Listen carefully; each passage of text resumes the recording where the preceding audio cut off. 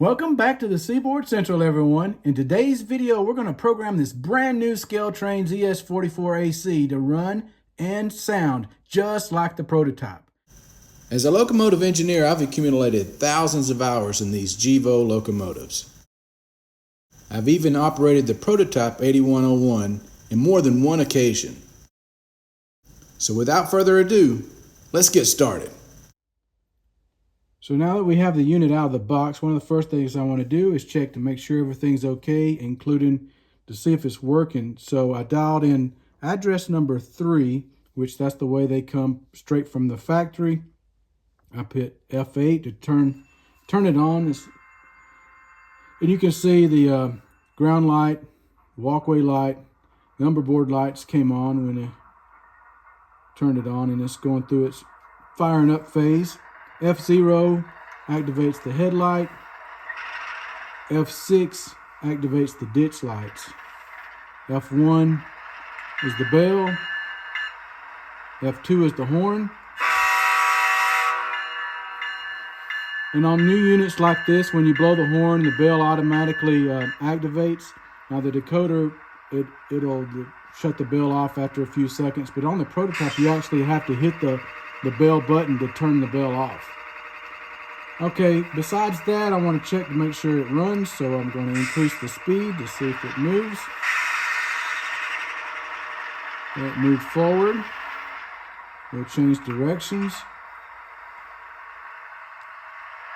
The ditch lights and the headlight came on the rear because they got this set up as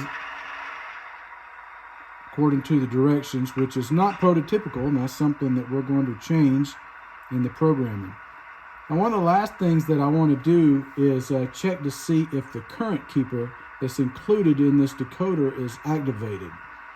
And so ESU Loc Sound calls their keep alives a power pack. Let's see if it's actually working if I lift the unit off of the tracks. And no, it's not.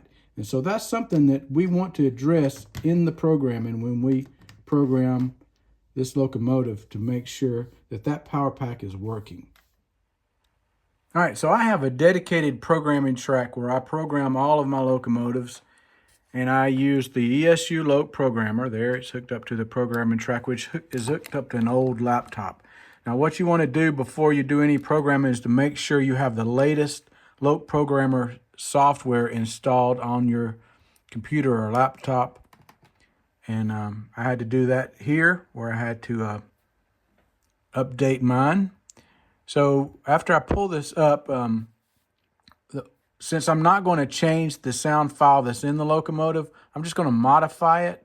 So I want to click on Modify. If I were going to change and put a different sound file in the locomotive, I would go to the ESU website and download a different sound file, and I would go from there. But we're not going to change it in this one at this time. We're just going to update what's in there and put our new settings.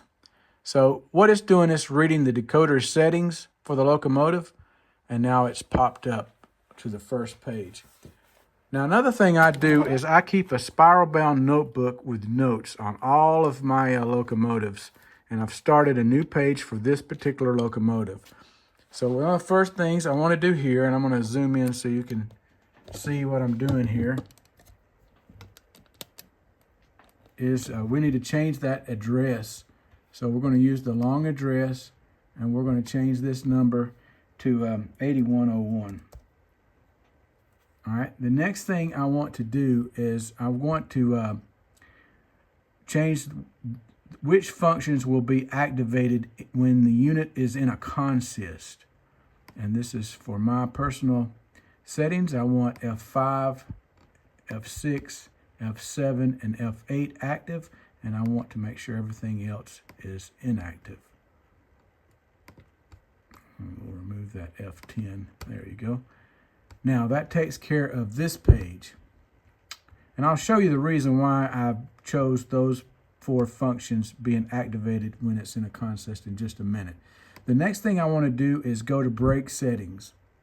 We're just working our way down this list. Now this is what I do for all of my locomotives, and if you want them to run super realistic just like the prototype, you can do the same thing. And this is one thing I love about the new LoCSound V5 decoders.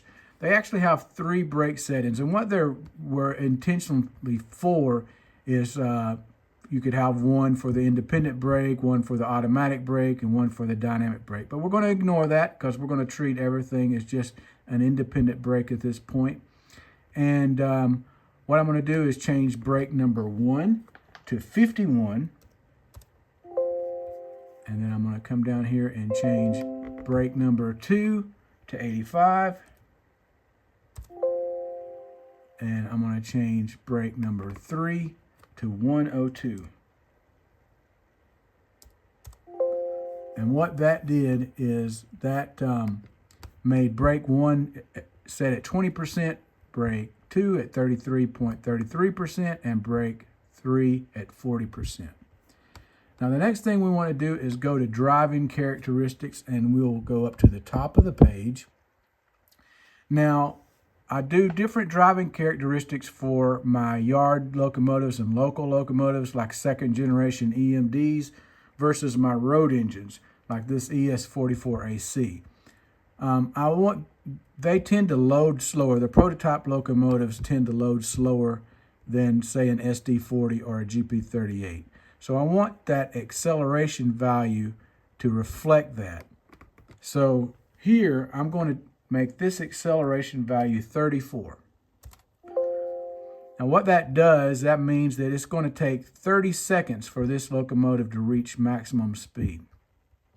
Now on all of my locomotives, I max the deceleration value out to 255. And I do this because I want to be able to utilize that brake to stop the locomotive. Now that we've finished with the driving characteristics, we're going to go to function output.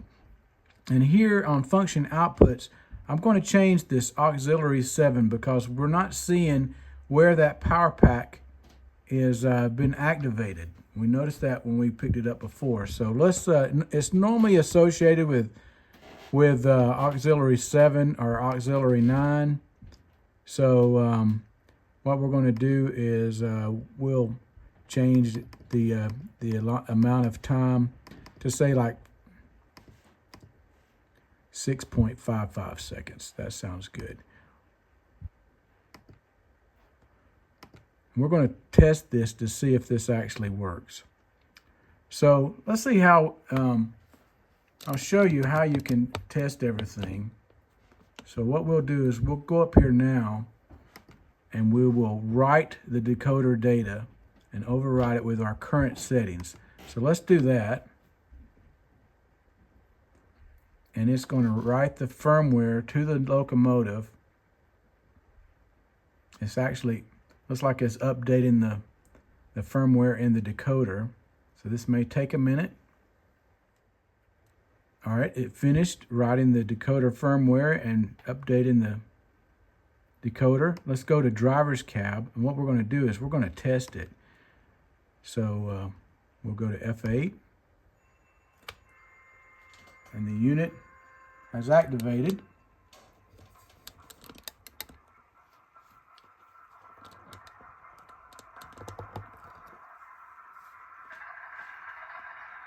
Now, if everything worked correctly, I should be able to pick it up, and it should, that current keeper should be activated. So let's try it out. You're still running?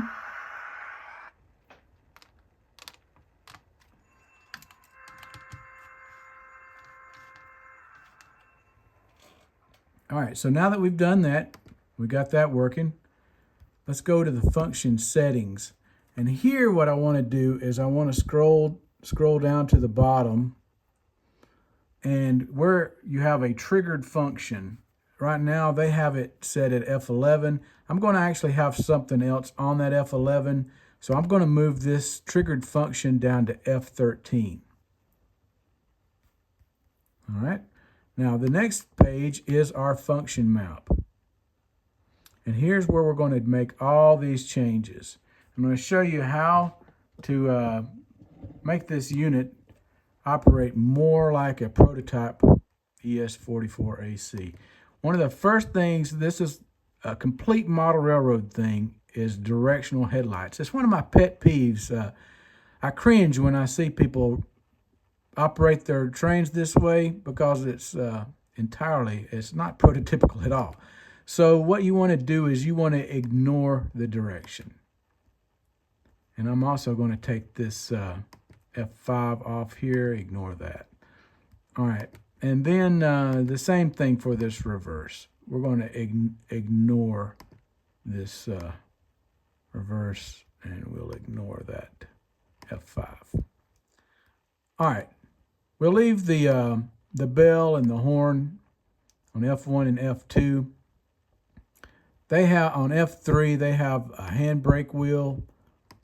We're going to take that off. I'd rather put something else on this F3, and I'll show you here what I assigned to F3. So here I have my function table, and it's good to always have a standard function table for all of your locomotives. You'll notice on F3 I've got a front dimmer. On F4 I've got the front ditch lights. F5 drive hold, F6 independent brake, F7 dynamic brake, F8 is the sound on and sound off, F9 is the coupler, 10 is a rear headlight, F11 is a rear dimmer, and F12 is the rear ditch lights. So let's fix this now. So on F, we're going to actually remove, the first thing we're going to do is take this rear headlight off because we're going to be assigning it to F10. F0 is only going to be for the front headlight. And this, not just for the proto throttle, this can be just for your regular throttle. F3, we're going to put that front headlight in there again, but this time over on logical functions, we're going to put the dimmer. That'll be the dimmer for it. Now, we're going to change, they have their dynamic brake on F4. We're going to ignore the driving, and we're going to make F4 be our front ditch lights. So we're going to change this to auxiliary 1 and auxiliary 2.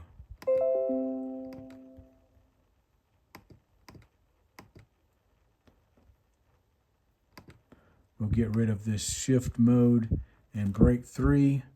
They actually had the one of the brakes, the dynamic brakes, to slow the unit down when you put it in dynamic brake. We're not going to, I want to be able to control that myself.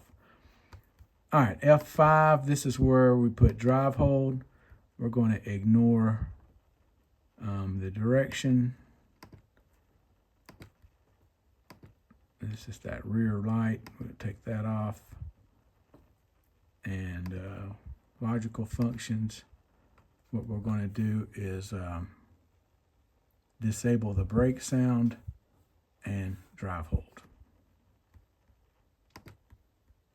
There's F5. We'll get rid of that reverse. Let's see, this is ignore. Ignore.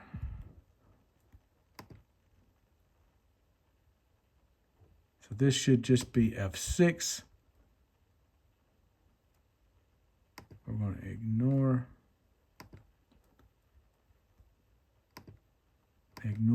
Got to make a lot of changes. And get rid of F12. Ignore.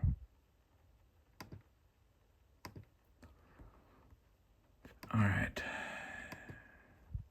They had, apparently they had the ditch lights on F6. That was it. All right, the same thing for this one. Ignore. Ignore.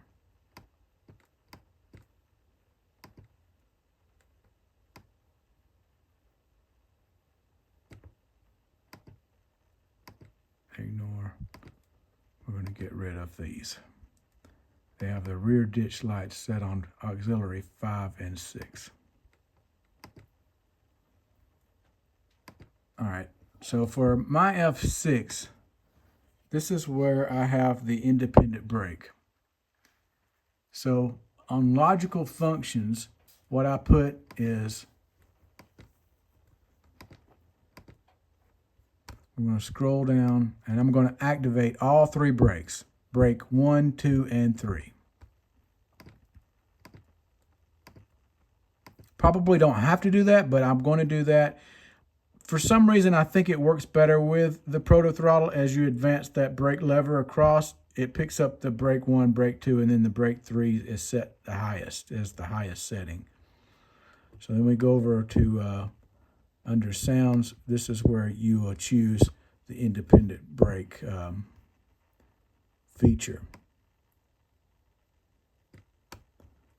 And it's sound slot 11. Okay, F7 is our dynamic brake. So here we go, shift mode 1. And we're not going to have a brake on here, but we want the sound of a dynamic brake. So go to sound slot 6. There's your dynamic brake fan.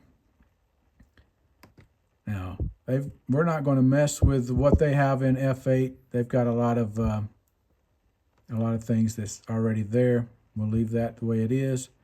But F9, this is where they had their drive hold. I'm going to take that off, and we need to do something about this F10. We will ignore that.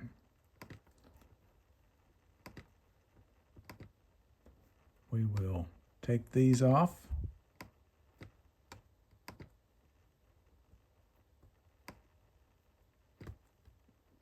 And this is where I put the coupler sound on F number 9. So that's sound slot 5. F10 is where I put the rear headlight. It's on its own function. So there's our rear light. And we'll get rid of this brake. We'll take this off.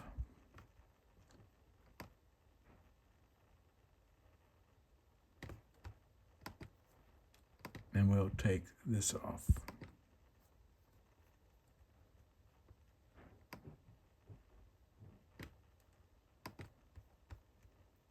The next F11 is also rear light, and this is going to be the dimmer.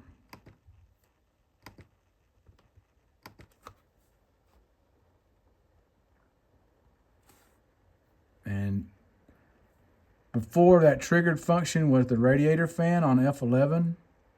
So we'll get rid of that. F12, we're going to make those rear ditch lights, and they were auxiliaries 5 and 6. And we'll get rid of this dimmer here. And then that F13, where we put that triggered function, they got the modern air dryer. We'll put that radiator fan.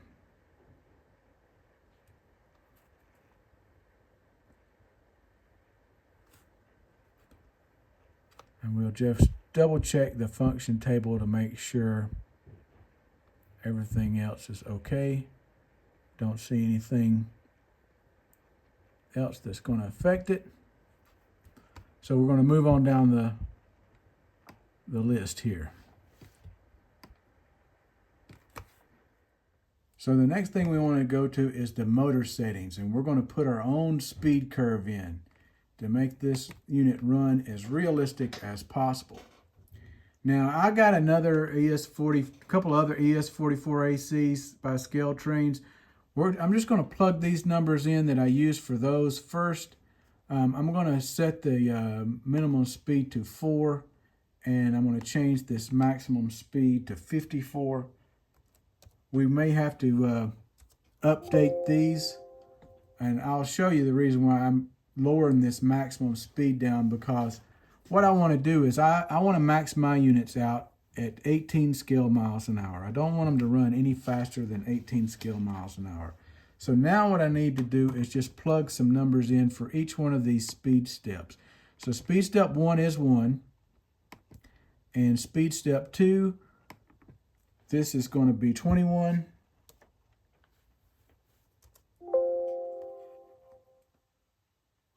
Speed step 3 we'll say 41, speed step 4, 60, speed step 5, 77, speed step 6, 93, speed step 7, 112, speed step 8, 132, speed step 9, 152, speed step 10, 169, speed step 11, 183, speed step 12, 198, speed step 13, 214, speed step 14, 227, speed step 15, 240, and speed steps 16 through 28 are 255. All right, we're done with that for right now. This we'll have to tweak. Next thing I want to do is go to sound settings. I'm going to change the master volume to 64 or 50%. Right now it's at 100%. We're going to change it to 50%. We'll leave the bass and the treble where they are. We may change these later. So now let's also, one more thing I want to do is change the sound slot settings. Let's go in and change this horn. Horns are extremely loud. I'll max that out. All right, now let's update this decoder. So what I did here to update it, I just go up to this little part right here where I write the decoder settings. Now let's check everything.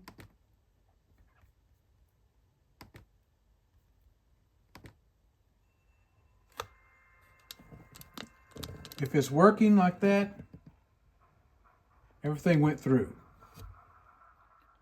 So now I got the locomotive on the layout, and one of the things I have to have whenever I program is this AccuTrack speedometer. It really is a game changer when it comes to setting these speeds on these locomotives. So I've got the locomotive dialed in. I'm going to fire it up. Now I have it programmed to work perfectly with this proto throttle. So when I hit the dim headlight, the headlight comes on. I want to go bright, it should brighten up. And I want the ditch lights to come on, ditch lights come on. And that's because we put them on separate functions. Bell, horn.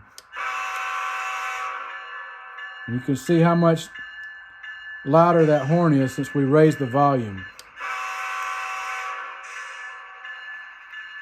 All right, I'm going to throttle up to notch number 1, and let's let it run through the speedometer. My goal is for it to hit 2.5 miles per hour in notch number 1. On your regular throttle, that would be like speed step 2. So look, it's 3.9. So obviously we have that minimum speed set too high. All right, we'll go to notch number 1 and we'll run it through the speedometer again and see how it does. Moving a little bit slower. This is minimum speed step, or minimum speed 3.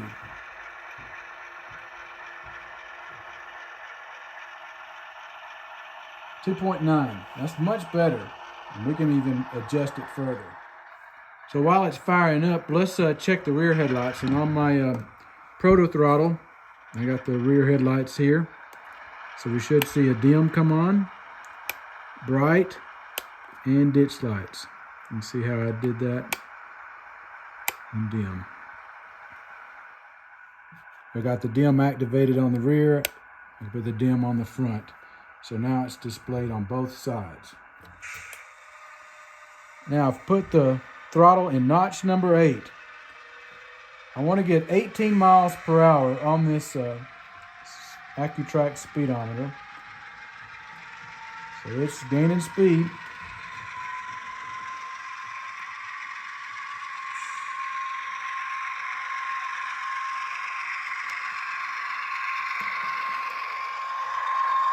And we hit 20. So we need to bring it down some. Before I go back to adjust some of those speed step settings, I'm going to raise the bass volume on this to 7.5 decibels. That's 28. And also I'm going to go to sound slot settings. And the brake release is pretty high. So I'm going to bring that down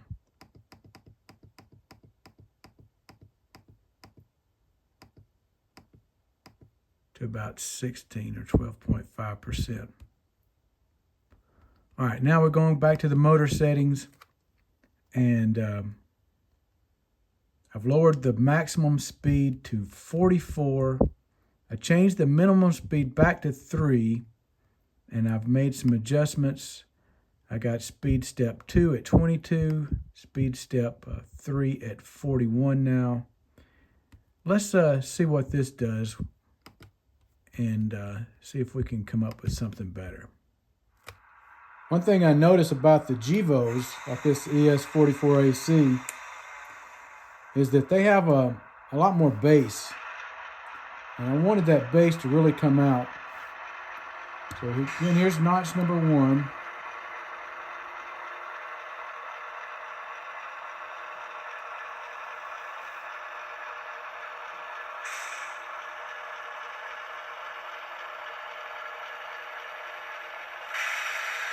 We hit it, 2.5. All right, let's see what it does in run 8. Maximum speed.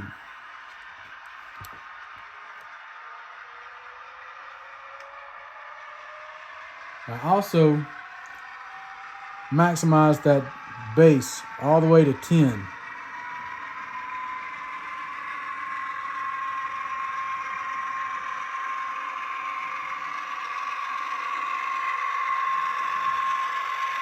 There we go, 18, right on the money. Now notch number 2, I wanted to hit 5 miles per hour. That'd be around speed step 4 on your regular controller.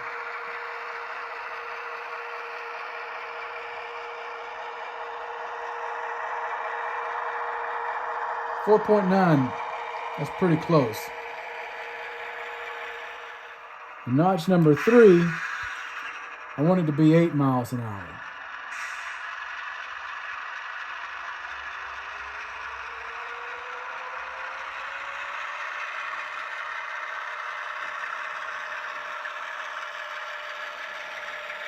.1, and that's also close enough.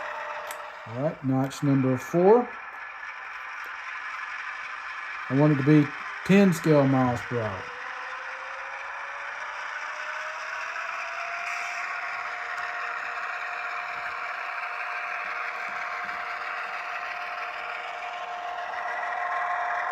Right on the money.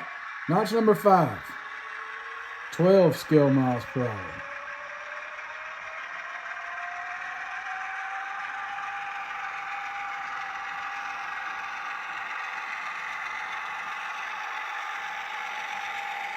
That's good. Notch number 6, I want it to be 14 scale miles per hour. Let's see what we have.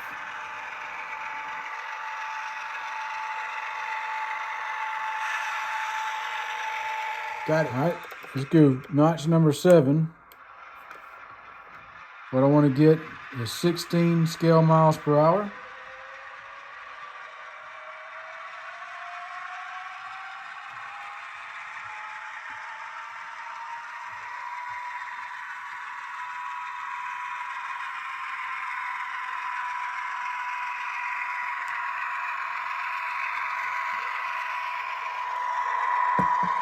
Jackpot. So let's just recap what we did to upgrade the programming on this ScaleTrains ES44AC to run just like the real thing. And even though I maxed the speed out at 18 scale miles per hour, for me, this is fast enough for a model railroad. Especially if you use sharper curves, it'll look more realistic instead of having your trains run too fast around the layout. So here's my notes. If you want to just look over it, I did keep the sound file is from the factory. The brake settings again, brake 1, 51, brake 2, 85, brake 3, 102. The acceleration 34, deceleration 255. The minimum speed on this unit was 3, the maximum was 44. These can vary depending on your own model, along with these speed steps. Now this is just what I came up with. These are the speed steps.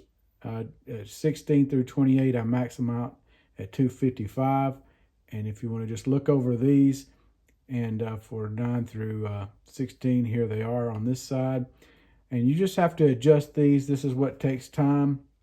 Again, I used the proto throttle, so I have a target speed over here, and I was able to get 2.4, 5.2, 7.9, which are very close to my target speeds. And then I got the rest of these, 10, 12, 14, 16, and 18. Some other notes I made is I changed the auxiliary 7 on function output to power pack control and put it at 16. And that engaged that power pack so that it'll work. I changed the master volume down to 64 or 50%, but I changed the horn volume all the way up to 255 to max that horn. I'd also maxed the bass volume out to 32, but I left the treble alone at 19. Because these GEVOs, they do have a lot of bass to them. Also, the triggered function and function settings, I changed to F13 and updated it into the function map to radiator fan. So I hope you've got something out of this and you can use this for your own layout. It sure is fun to watch these locomotives operate and sound just like the real thing. So until next time, I'm Tim Garland. Thanks for watching the Seaboard Central, and happy model railroading, everyone.